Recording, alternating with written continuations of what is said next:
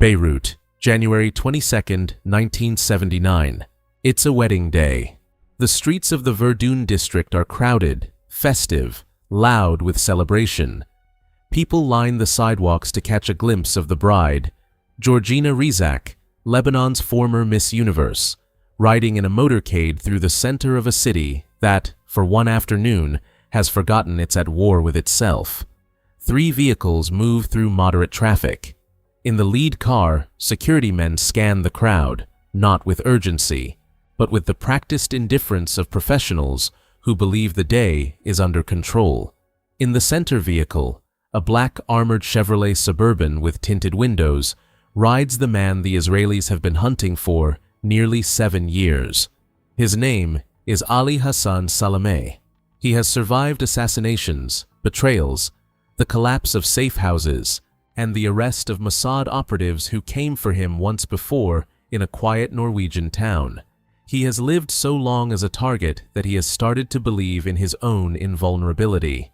18 meters ahead of the Suburban, parked against the curb with a handwritten sign in the windshield reading, "Fan broken down," sits a red Volkswagen 1300. Beneath its rear seat, 4 kilograms of composition C4 plastic explosive, shaped with metal fragments, wired to a remote detonation device Israeli technicians called Trigger 7.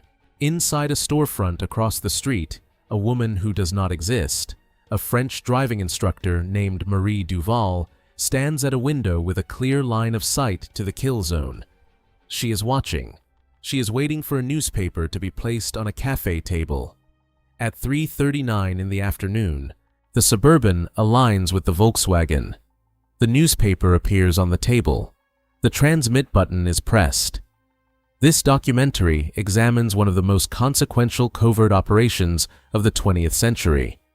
Not because it succeeded, but because of what it set in motion. It does not glorify violence. It examines how governments make decisions when they believe the law has already failed them, and what happens after those decisions are made.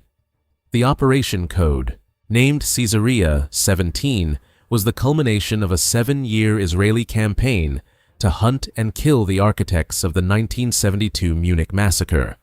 Understanding why it happened requires understanding what Munich changed, not just for Israel, but for every government that would later face the question of what to do when conventional justice cannot reach its target. Ali Hassan Salameh was born in 1940 in Kula, a Palestinian village in the coastal plain of what was then British Mandate, Palestine. Within 8 years of his birth, the village would be gone. Destroyed during the 1948 Arab-Israeli War, the conflict Palestinians call the Nakba, the catastrophe. His father, Sheikh Hassan Salameh, commanded irregular Palestinian forces during that war and died in combat before Ali was old enough to form clear memories of him. That absence shaped everything. Not through bitterness alone. Bitterness is common enough, but through the particular inheritance of a son who grows up with a martyr for a father and a cause as a substitute for a family. Where grief might have produced resignation, it produced purpose. Where loss might have driven withdrawal, it produced ambition. By his early 20s, Salameh had joined Fatah, the dominant faction of the Palestinian resistance movement, then operating primarily from Jordan and later Lebanon. What separated him from his peers was not ideology, that was uniform enough, but capability. He spoke fluent English. He understood how European political institutions worked. He moved through social environments that most Palestinian operatives couldn't access. Israeli intelligence files, later partially declassified, described him as possessing what analysts called architect-level operational planning. He didn't approach violence the way soldiers approach a battlefield. He approached it the way engineers approach infrastructure, mapping pressure points, calculating symbolic impact, designing for maximum psychological effect. By 1972, he was 32 years old and one of the most dangerous men in the Middle East. September 5, 1972. Munich, West Germany. The Olympic Games. In the early morning hours, 8 members of Black September, a Palestinian militant organization with deep operational ties to Fatah, scaled the fence of the Olympic Village and took 11 Israeli athletes and coaches hostage. After 17 hours of failed negotiations, a botched rescue attempt by West German police at the Fürstenfeldbruck air base ended in the deaths of all 11 Israelis, 1 West German police officer, and 5 of the 8 attackers. The remaining 3 were captured. Within weeks, they were freed in exchange for a hijacked Lufthansa aircraft, a negotiated release that many Israeli officials believed West Germany had quietly facilitated to end the crisis. Munich was not simply an attack. It was a message, written in the most visible venue in the world, designed to force global attention onto the Palestinian cause at a moment when the international community preferred to look away. It worked, in the precise sense that it achieved exactly the attention it sought. The political cost was severe, the moral reckoning would last decades, but the strategic calculation behind Munich was not irrational. It was cold, precise, and deeply considered. Israeli intelligence later assessed that Salameh served as the operational coordinator of Munich, not pulling triggers, but designing the architecture, the routes, the timing, the target selection. From that moment, Israel designated him a Category 1 priority, the highest. The Israeli response to Munich was authorized at the highest levels of government. Prime Minister Golda Meir approved what became known internally as Operation Wrath of God, a targeted assassination campaign against the planners, financiers, and operational commanders behind Black September. The doctrine was explicit, not punishment in the legal sense, but deterrence through certainty. The logic held that political violence could not be deterred the way conventional military threats could be deterred, through capability and posture. It had to be deterred through demonstrated consequence. Every man who planned an attack like Munich had to believe, with certainty, that he would eventually be found. That time and distance offered no protection, that the operational planning he had done would eventually come back to him. This was not a legal argument. Israeli planners weren't constructing one. It was a strategic argument, one that sits at the permanent uncomfortable intersection of security necessity and international law. The campaign began in 1972 and would continue for years. Operatives from the Kidon unit, Mossad's most covert action arm, moved through Europe eliminating targets one by one. Some operations succeeded, others failed badly. The most catastrophic failure came in July 1973 in the small Norwegian town of Lillehammer. Mossad operatives, acting on intelligence they believed identified Ali Hassan Salameh, shot and killed a Moroccan waiter named Ahmed Bouchiki on the street in front of his pregnant wife. Bouchiki had no connection to Munich, no connection to Black September, no connection to any militant organization.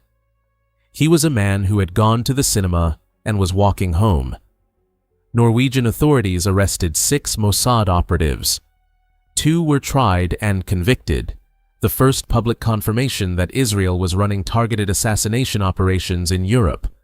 The cover networks burned, operational methods were exposed, and Salameh, the real Salameh, was still alive, in Beirut. Watching the collapse of the operation meant to kill him from a safe distance. He understood the lesson clearly. Maintain unpredictable patterns, leverage host country protections, and trust that the political costs of being identified will slow your pursuers more than any security protocol. He was right. For 5 more years, he remained untouchable. By the mid-1970s, Salameh had transformed into something more complex than a militant commander. He had become a political actor with multiple allegiances and multiple uses. Intelligence assessments, later partially confirmed through CIA documents, indicated that Salameh had developed a working relationship with American intelligence, serving as an informal liaison between the PLO and the CIA, providing information on regional extremist factions that threatened both Palestinian and American interests.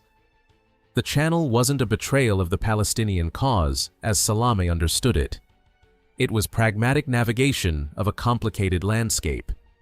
He was building towards something, a political role, legitimacy, perhaps a future that didn't require running from assassins. He married into prominent Lebanese families. He cultivated relationships across Beirut's fractured political landscape. He moved through high society with the ease of a man who had learned to wear several identities without losing track of any of them. For Israeli planners, this evolution made him simultaneously harder to kill and more dangerous to leave alive. His CIA connections meant any operation risked damaging American intelligence relationships and required operating without coordination, potentially triggering a diplomatic crisis. His social position in Beirut meant any operation would be unmistakably Israeli and unmistakably a sovereignty violation. Lebanon, a country barely holding itself together through a brutal civil war, would be forced to respond. And yet, he was still the architect of Munich. His operational role within Fatah's External Operations Unit had not ended, it had evolved, and Israeli doctrine was unambiguous. Category 1 targets did not retire. For 3 years, Mossad planners circled the problem. Every option they examined had a fatal flaw. Airstrikes were impossible inside a densely populated city. Kidnapping had been ruled out after earlier operations demonstrated that Salameh's security protocols made close approach functionally impossible. Long-range rifle assassination required predictable exposure in a man who varied his routes and schedules with professional discipline. There was no clean solution. Then, in late 1978, a human intelligence source embedded in Beirut's social circles reported something that changed the calculation entirely. Ali Hassan Salameh was getting married. The bride was Georgina Rizak, a former Miss Universe, Lebanese, well, known publicly. The wedding would follow traditional Lebanese patterns, including a motorcade through central Beirut. The route would pass through the Verdun district. For the first time in years, Mossad had what operational planners call a fixed temporal and spatial convergence, a known time, a known location. A predictable movement pattern imposed not by Salameh's decisions, but by social convention he could not abandon without public embarrassment. Social conventions, it turns out, are the most reliable intelligence in the world. The operational planning began in November 1978. The mission received the designation Caesarea 17, the 17th major action under the Wrath of God framework. The first assessment identified the critical vulnerability of wedding motorcades. They move slowly, attract pedestrian attention, and follow ceremonial conventions that prioritize visibility over security. The lead vehicle is visible by design. The route passes through public streets. Traffic forces reduced speed at predictable choke points. Security personnel are present, but their attention is divided between tactical awareness and ceremonial function. They're guarding a celebration, not a military convoy. Planners examined and discarded multiple methods. Vehicle interdiction required positioning personnel in ways that created unacceptable exposure. A sniper required predictable exposure time that couldn't be guaranteed in Beirut traffic. The solution they arrived at was a vehicle-borne improvised explosive device, remotely detonated at the precise moment of maximum effect. The advantage: precision timing. The blast could be triggered at the exact instant the target vehicle aligned with the device.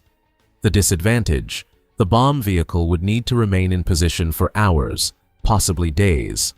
It was vulnerable to discovery, theft, or official towing. Keeping it in place required a credible cover. They built one from scratch. On December 12, 1978, a decoded message arrived from the Beirut source. It contained a single line: Route confirmed.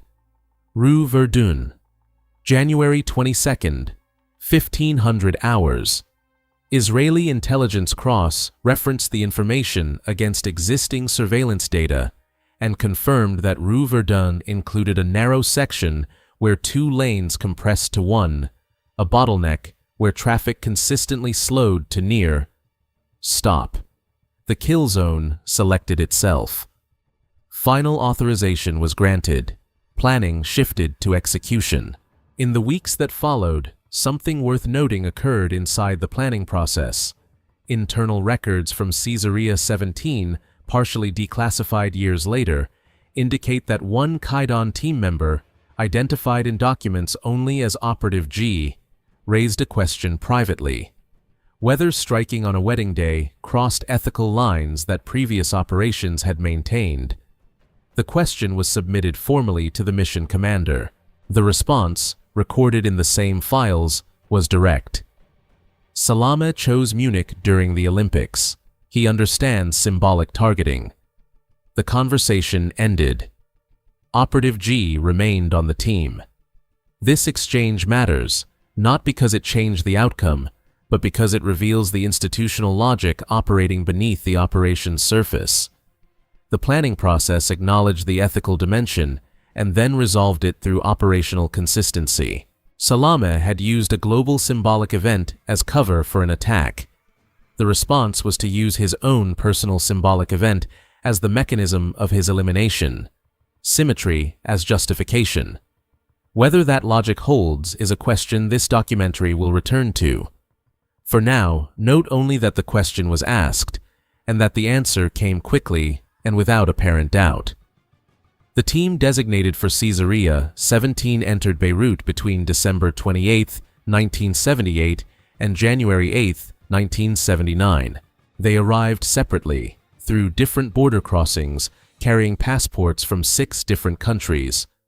Each operative maintained what intelligence services call a legend, a false identity with verifiable depth. Financial records, travel history. Third, party corroboration. The kind of documentation that holds up under casual scrutiny, and sometimes under more than casual scrutiny. The safe house, designated Station Cedar, occupied the 2nd floor of a residential building in the Hamra district. Its cover was a European academic research group studying Lebanese civil society. Rent had been paid 6 months in advance. The landlord asked no questions. The bomb vehicle, a red Volkswagen 1300, model year 1972, was purchased on January 3rd from a used car dealer in East Beirut. Cash transaction. The buyer presented a French passport under the name Pascal Marot and explained he needed reliable transportation for humanitarian work. The dealer noted nothing unusual. The Volkswagen was chosen for one reason. Dozens of identical vehicles move through Beirut every day. It was functionally invisible. Bomb construction occurred in a rented garage 3 kilometers from Station Cedar. Technicians installed 4 kilograms of C4 plastic explosive, shaped with metal fragments designed to direct the blast upward into passing vehicles rather than outward toward bystanders. The charge was engineered to defeat light armor and cause catastrophic damage within a 3-meter radius. The Trigger 7 remote detonation system, a modified radio frequency transmitter, provided a 200-meter activation range. To explain the Volkswagen's extended presence on the street, the team established a cover business, a driving school. Business registration filed January 9th. Storefront rented with clear window sightlines to the kill zone. Professional signage. The operative who would staff it during the execution phase posed as Marie Duval, a French expatriate teaching Lebanese student to drive. The cover provided both a legitimate reason to be present and a concealed observation post with direct visibility to the target zone. Between January 10th and January 18th, the team conducted 3 timed rehearsals, measuring how long motorcades typically paused at the Rue Verdun bottleneck. The average delay, 18 seconds. Surveillance confirmed that wedding motorcades, which moved more slowly and attracted pedestrian engagement, typically experienced delays of 25 to 30, 5 seconds. 20, 5 to 30, 5 seconds. That was the window. Everything built around that window. By January 20th, the Volkswagen was parked on Rue Verdun, 18 meters from the designated kill zone. A handwritten sign in the windshield explained its presence. 2 team members maintained rotating surveillance from the driving school to prevent theft or official removal. The device was armed. It would not be activated until final confirmation arrived. The planning had consumed 7 weeks and involved operatives working under deep cover in a city where Israeli intelligence personnel were actively hunted. Not a single element had been detected. By January 21st, every piece was in position. The team had 48 hours. What they could not control, what no amount of planning can ever fully control, was whether Salameh would maintain the expected route, or whether, at the last moment, the instinct that had kept him alive for 7 years would tell him something was wrong. January 22nd, 1979, 9 o'clock in the morning. The operative designated Marie Duval took position in the driving school storefront. Her role, final route confirmation and visual signaling. Observer 3 positioned near the wedding venue to confirm motorcade departure. Observer 7 maintained a mobile position on Rue Hamra to relay route changes. At 10:45, Observer 3 transmitted Green Line 12. The motorcade had departed. 3 vehicles: lead car, security; center vehicle, the armored Suburban; trailing car, family members. Ceremonial pace, approximately 30 kilometers per hour. At 1100, the first complication emerged. Lebanese internal security forces had established a temporary traffic reroute on an adjacent street due to a small commercial fire. If the motorcade diverted, it would bypass the kill zone entirely. The trigger operator had no authority to adjust. The device was fixed. Either the target would pass, or 7 weeks of preparation and 7 years of pursuit would end with nothing. At 11:15, Observer 7 reported the motorcade had slowed, but remained on the expected route. Traffic conditions, not security decisions, were dictating movement. Estimated arrival at the kill zone, 3:30 to 3:40 in the afternoon. Over the next 3 hours, the motorcade made several stops: photographs, greetings, celebration. Each stop extended the timeline. The operational window was narrowing. Failing daylight would complicate extraction. Running too late meant the explosion's attribution would come faster, reducing escape time. What mission psychologists call temporal compression set in for the operative in the storefront. Time distorts under sustained operational stress. Minutes stretch. Small details acquire disproportionate weight. A pedestrian walking too close to the Volkswagen triggers contingency calculation. A police vehicle 2 blocks away activates the mental map of exit routes. The operator maintained external composure while running internal mathematics that never stopped. At 3:35, Observer 3 confirmed. The motorcade had resumed movement toward Rue Verdun. All vehicles present. No security changes. The convoy was 4 blocks out. At 3:38, the lead car entered Rue Verdun. The trigger operator visually acquired it through binoculars. Behind it, the black Suburban, armored, tinted windows, matching surveillance photographs taken 3 weeks earlier. At 3:39, a pedestrian stepped off the curb to wave at the wedding motorcade, forcing the lead vehicle to brake slightly. This compressed the spacing between vehicles, exactly the vulnerability the planners had predicted. Beirut's traffic unpredictability, normally a defensive advantage for targets, had in this moment created offensive opportunity. The newspaper appeared on the cafe table. The Suburban aligned with the Volkswagen. The Trigger 7 device showed a green light. Active transmission range confirmed. At 3:39 and 31 seconds, The operator pressed the transmit button. The shaped charge detonated upward through the Volkswagen's chassis into the undercarriage of the Suburban. Metal fragments penetrated at the structural weak points, wheel wells, door seams, undercarriage panels. The overpressure propagated through the passenger compartment in milliseconds. Ali Hassan Salameh died instantly. His driver sustained critical injuries and died within minutes. Georgina Rizak, riding in the trailing vehicle, suffered severe burns and lacerations. 4 bystanders sustained injuries from secondary fragmentation.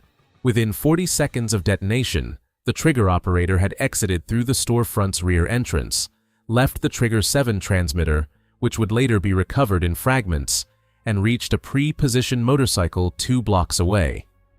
Within 90 seconds, Observer 3 and Observer 7 had separated and begun individual extraction sequences. By 4 p.m., all primary operatives were mobile. By 6 p.m., no personal effects. By 7 p.m., 3 no personal effects. By 7 p.m., 3 team members had reached the marina in Junier. The fishing boat departed at 6:30 under the cover of a routine coastal run. By 9 p.m., it was in international waters. By 3 a.m. on January 23rd, the team was ashore in Cyprus. The remaining operatives departed Beirut over the next 72 hours through commercial flights and overland routes. Not a single member was detained or questioned. Station Cedar was abandoned. The driving school lease expired without renewal. The operation, from detonation to complete extraction, had consumed 11 hours and 29 minutes. No Israeli operative was captured. No direct evidence linked the operation to Mossad. The only certainty was the outcome. Ali Hassan Salameh was dead. By 6 p.m. on January 22nd, Beirut knew something had happened. Crowds gathered at the blast site on Rue Verdun. Ambulances moved through the cordoned streets. Lebanese security services photographed the burned-out Volkswagen and began the slow work of reconstruction. Fragments of metal, a modified radio transmitter in pieces, the ghost of a storefront that had been, until that morning, a driving school. Within 2 hours, the rumors were already circulating in the city's fractured information ecosystem. CIA involvement, internal Palestinian factional conflict, Syrian intelligence, Israeli action. Each theory had enough plausible architecture to survive casual examination. Each served someone's interest. The truth was suspected almost immediately by anyone paying close attention.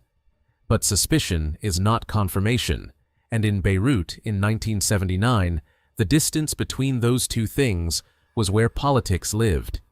Palestinian factions issued immediate public statements blaming Israel. The language was certain, the attribution definitive. Privately, however, the conversation inside senior PLO leadership moved in a different direction entirely. The question that mattered wasn't who had done it. The question was how. Salameh had survived multiple assassination attempts through disciplined operational security. He varied his routes. He changed his schedule. He maintained unpredictable patterns. He had watched Mossad burn its own network in Norway 6 years earlier and absorbed every lesson. Someone close, someone inside the social fabric of his life, had provided specific information about the wedding route and the timing. The investigation turned inward. And when investigations inside militant organizations turn inward, the consequences extend well beyond the guilty. Israel maintained official silence. No government statement, no intelligence confirmation, no official attribution. The standard operational posture following Wrath of God strikes was what analysts called strategic ambiguity. Let attribution be inferred, but never confirmed. Allow the message to reach its intended audience within Palestinian militant networks while avoiding the formal diplomatic exposure that a confirmed state assassination would require. This approach served two purposes simultaneously. It avoided the international legal confrontation that an acknowledged sovereignty violation would trigger, and it preserved the psychological effect, because an enemy who knows you can reach him but can never quite prove it, lives in a different kind of uncertainty than one who faces a declared adversary. Within Israeli intelligence circles, however, the assessment was clear. Caesarea 17 had succeeded. Salameh was dead. The team was out. The operation had left no forensic trail of operational value. More broadly, the internal strategic assessment concluded that Salameh's elimination had disrupted Fatah's external operations unit at a critical moment, removed the single most significant liaison figure between the PLO and Western intelligence services, and weakened Palestinian negotiating leverage as early peace discussions, conversations that would eventually lead to the Camp David Accords, were beginning to take shape in the region. The operation was declared the final major strike of the Wrath of God campaign. The architects of Munich had been reached one by one across 5 countries and 7 years. The costs began to arrive more slowly, as costs from covert operations usually do. Lebanon formally condemned the operation as a sovereignty violation and demanded international investigation. The explosion had wounded civilians who had no connection to any intelligence service, any militant organization, or any conflict. 4 people sustained injuries from secondary fragmentation simply for being present on a public street on an afternoon when someone else's war arrived without warning. That fact generated criticism from international observers in terms that went beyond diplomatic formality. The CIA's response was sharper. Several senior American intelligence officers expressed direct anger, not through formal diplomatic channels, where language is always carefully managed, but through back channels where frustration speaks plainly. The agency had developed Salameh as a source over years. He provided information on regional extremist networks that threatened both Palestinian and American interests. Israel had eliminated that channel without notice, and sometimes without replacement. Israel had eliminated that channel without coordination, without notification, and without apparent consideration of what the United States would lose. The operational calculus from the Israeli side was straightforward. Salameh remained a Category 1 target regardless of his ancillary intelligence value to allies. The Wrath of God doctrine did not include exceptions for targets who had made themselves useful to friendly services. The category was the category. From the American side, the calculus looked different.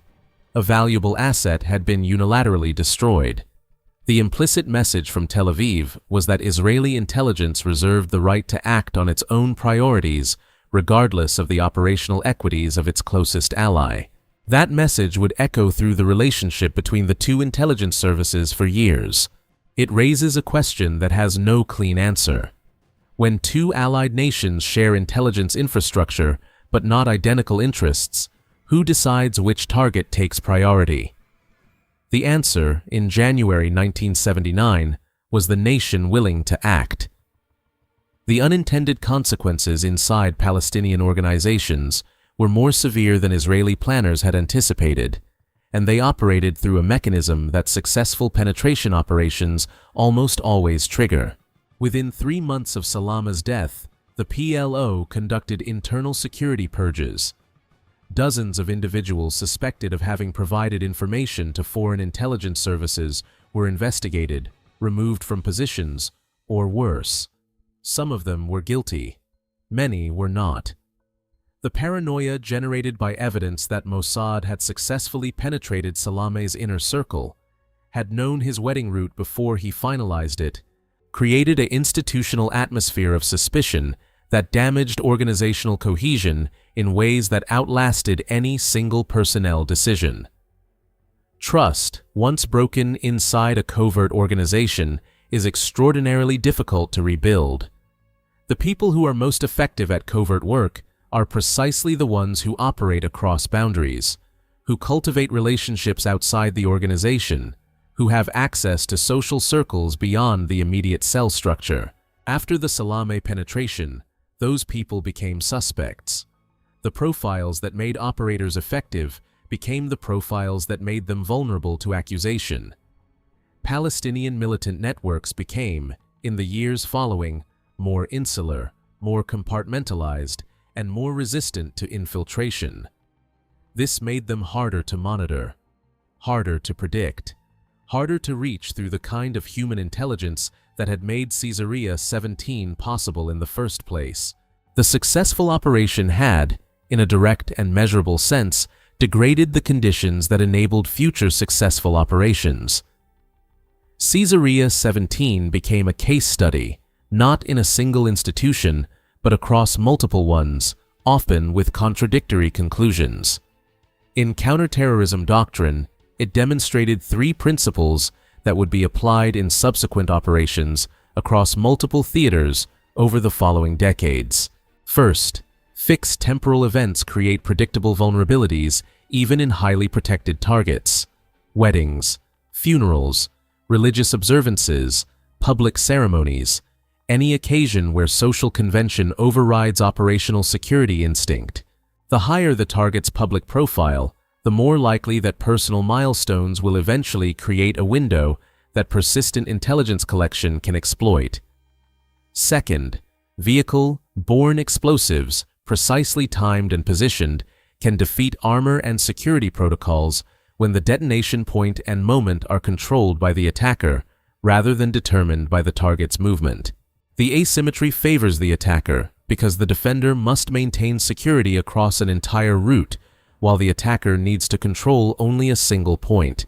Third, deeply compartmentalized teams operating under sustained cover can establish complex operational infrastructure inside hostile territory without detection, provided the cover identities are established before entry, the compartmentalization is maintained throughout, and the extraction is planned with the same rigor as the operation itself. These are not abstract principles. They are the engineering specifications of a doctrine that would shape how Israel, the United States, and eventually other states, approached targeted killing in the decades that followed. The psychological aftermath inside the Caesarea 17 team followed patterns that had been observed in previous Wrath of God operations, and that intelligence services were only beginning to formally study in the late 1970s. Post-operation debriefs, documents that were classified for decades and remain only partially available, indicate that several team members requested reassignment to conventional military units rather than continue in covert operations roles. The requests were noted. Some were granted. Others proceeded to subsequent operations without apparent psychological disruption. The variation appeared to correlate not with the operational role. Trigger operators showed the same range of responses as support personnel, but with each individual's personal moral framework and how they had reconciled, before the operation began, the act of targeted killing with the institutional context of national security necessity. What psychologists now call moral injury is not the same as trauma. Trauma is the mind's response to overwhelming experience. Moral injury is something quieter and more persistent. The internal conflict that emerges when a person has done something that cannot be undone and is not entirely certain, in retrospect, whether it was right. The mission succeeded. The target is dead. The operation was authorized at the highest levels by a democratic government acting under recognized security doctrine. And yet, Operative G's question, raised formally before the operation began, answered in 4 words, and filed away, didn't disappear when the file was closed. It moved.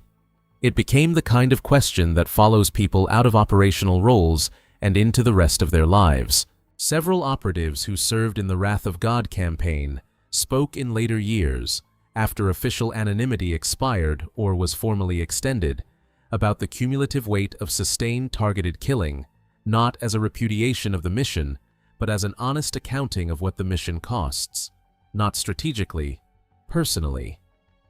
The Israeli government made a decision in 1972 that the law could not reach the architects of Munich. That decision was made by people who were not wrong about the facts, International extradition mechanisms had no realistic pathway to reach Palestinian militant commanders operating from Lebanon. Criminal prosecution required cooperation that no state in the region would provide. The choice was between accepting that Munich's architects would face no consequence or building a parallel system of consequence that operated outside the law. They built the parallel system. Caesarea 17 was its final major operation. What the parallel system costs, to the people who operate it, to the institutional culture that sustains it, to the legal frameworks it bypasses, is a question that doesn't resolve when the last target is eliminated. The world that Caesarea 17 entered on January 22, 1979, was not the world it left. Georgina Rizak survived. She carried physical scars from the blast and withdrew entirely from public life. She had married a man whose enemies had spent 7 years planning his death, and she had no role in creating any part of the conflict that killed him. That is the most precise description of what collateral damage actually means. Not a category in an operational assessment, but a person who was changed permanently by a decision she had no voice in and no knowledge of. Lebanon, already fractured by civil war, absorbed the sovereignty violation as one more piece of evidence that the major powers operating within its borders, Israel, Syria, the PLO, the CIA, would act according to their own interests regardless of Lebanese territorial integrity. That calculation hardened attitudes in ways that made subsequent attempts at Lebanese political stabilization more difficult. Palestinian factions drew a conclusion that Israeli planners had not fully modeled. If a man with CIA connections, PLO seniority, deep social roots in Beirut, sophisticated security protocols, and 7 years of survival experience could be reached and killed on his wedding day by an operation that left no operational trace, then no level of security, no degree of political protection, no amount of international connection offered genuine protection. The rational response to that conclusion was not moderation. It was escalation. If restraint offers no protection, and negotiated political engagement offers no protection, if the Category 1 designation follows a man into his personal life and kills him at his wedding, then the only variable remaining is the cost imposed on the other side. Palestinian militant networks did not disband after Salameh's death. They adapted. They became harder to penetrate, harder to monitor, and, in several cases, more willing to escalate the scale of their operations in the belief that measured responses had been proven strategically futile. The doctrine designed to deter had, in some measurable degree, accelerated. The CIA's loss of Salameh as a source had a specific operational consequence that extended beyond the immediate. Salameh had been providing information on extremist factions operating in Lebanon and the broader region. Factions that were, in 1979, beginning to receive support and ideological direction that would eventually coalesce into organizations that would define the next generation of Middle Eastern terrorism. With that channel closed, American intelligence lost visibility into networks that would matter enormously in the years ahead. Whether maintaining Salameh alive would have altered that trajectory is, by definition, unknowable. Intelligence counterfactuals are the most uncertain of all counterfactuals. They rest on what information would have been provided, whether that information would have been acted on, and whether the actions taken would have changed outcomes in organizations that were already moving in determined directions. What can be said with precision is this: a source was lost. The loss was not anticipated in the operational authorization. It was accepted as a consequence only in retrospect, when the cost had already been paid. That gap between what was authorized and what was lost is where the real assessment of Caesarea 17 lies. The operational model that Caesarea 17 refined did not stay in 1979. The principles of targeted killing established through the Wrath of God campaign, Category 1. Designations, fixed temporal event exploitation, compartmentalize deep, cover infrastructure, remote detonation technology, strategic ambiguity and attribution, traveled forward through decades of subsequent operations. They traveled into the American targeted killing program that expanded dramatically after September 11, 2001, as the United States confronted the same foundational question Israel had confronted in 1972. What do you do when conventional justice cannot reach the people responsible for mass civilian casualties? The answer the United States developed: signature strikes, drone campaigns, targeted elimination lists authorized by executive review, drew from a doctrine that Mossad had been refining since 1972. The legal frameworks were different. The scale was different. The geographic scope was vastly larger. But the foundational logic, deterrence through the certainty of consequence, operational reach that extends beyond territorial limits, authorization outside judicial review, is the same logic that sent a team into Beirut in December 1978. This is not an accusation, it is a lineage. Understanding where a doctrine comes from is part of understanding what the doctrine actually is. Ali Hassan Salameh was the architect of Munich. 11 Israelis died in an operation he designed to force global attention onto Palestinian grievances. He understood that he was inflicting mass civilian casualties for political effect. He made that calculation clearly, deliberately, and without apparent remorse. He also, by the late 1970s, appeared to be moving towards something different, whether that movement was genuine political evolution or sophisticated operational cover, whether the CIA connection represented a turn toward diplomacy or a deeper penetration of Western intelligence, is genuinely unclear. The answer may have been different things to different people simultaneously. It may have been unclear to Salameh himself. What is clear is that Israel did not believe the question mattered. Category 1. Designations do not include clauses for apparent evolution. The architecture of Munich was sufficient. 7 years was not long enough. A wedding was not protection. Whether that is the correct institutional logic, whether a state that kills a man who may have been changing is practicing deterrence or foreclosing the possibility of resolution, is not a question with a clean answer. Here is what the operation changed. It demonstrated, conclusively, that state-sponsored targeted killing could be executed at a level of sophistication that defeated conventional security protocols, and that it could be done with strategic ambiguity sufficient to avoid formal accountability. That demonstration was itself a strategic communication to every government watching. The message was received. The model was studied. The doctrine proliferated. It established, practically if not legally, that the category of protected spaces was smaller than international law assumed. Wedding days, public celebrations, private life. None of these offered protection if the state pursuing you had sufficient resources, sufficient time, and sufficient political authorization. It created a precedent that subsequent targeted killing programs would cite, implicitly or explicitly, when constructing their own legal and strategic frameworks. Every targeted killing authorization reviewed by a legal team somewhere in the world in the past 40 years has, in some indirect form, grappled with the questions that Caesarea 17 forced into the open. And it left unresolved the central question that operational success always defers but never eliminates. The question is not whether Salameh deserved what happened to him. Moral desert is a framework that wars tend to consume rather than resolve.